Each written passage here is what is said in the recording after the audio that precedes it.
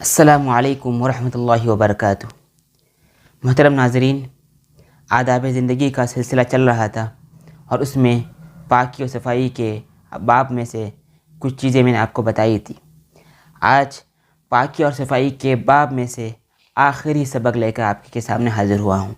آپ کو معلوم ہونا چاہیے کہ ہمیں ہمیشہ باوضو رہنا چاہیے اور وضو کے شروع کرتے وقت بسم اللہ الرحمن الرحیم ضرور پڑھیں، اور خاص کر وضو کے بعد اس چیز کو دھیان میں رکھیں کہ اس دعا کو ضرور پڑھیں: اشہد ان لا الہ الا اللہ وحدہ لا شریک لہ واشہد ان محمدا عبدہ ورسولہ اللہم اجعلنی من التوابین واجعلنی من المتطہرین سبحانک اللہم وبحمدک واشہد ان لا الہ الا انت واستغفرک واتوب الیک۔ میں گواہی دیتا ہوں کہ خدا کے سوا کوئی معبود نہیں، وہ اکیلا ہے، اس کا کوئی شریک نہیں، اور میں گواہی دیتا ہوں کہ محمد صلی اللہ علیہ وسلم خدا کے بندے اور رسول ہیں۔ اے اللہ، مجھے ان لوگوں میں شامل فرما جو بہت زیادہ توبہ کرنے والے اور پاک و صاف رہنے والے ہو۔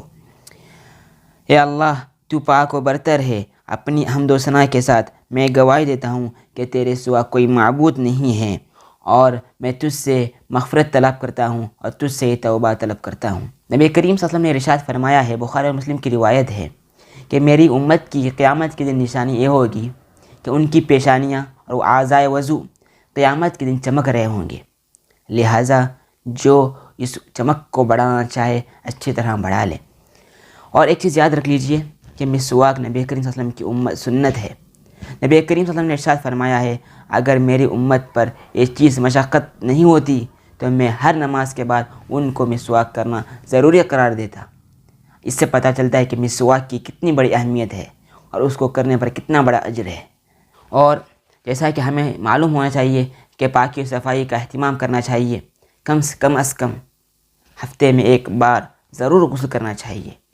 نبی کریم صلی اللہ علیہ وسلم نے فرمایا، امانت یاد آئے گی آپ کو جنت میں لے جائے گی۔ تو صحابہ فوراً عرض کرتے ہیں، یا رسول اللہ، امانت کیا ہے؟ کہ ناپاکی کی حالت میں غسل کرنا اس سے بڑی امانت کوئی نہیں ہے کہ ہم ہمیشہ پاک و صاف رکھیں، ہمیشہ پاک رہیں۔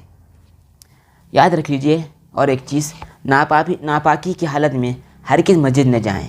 ہمیشہ مسجد میں جاتے وقت پاک صاف اچھے کپڑے پہن کر اور خود بھی پاک ہو کر جائیں۔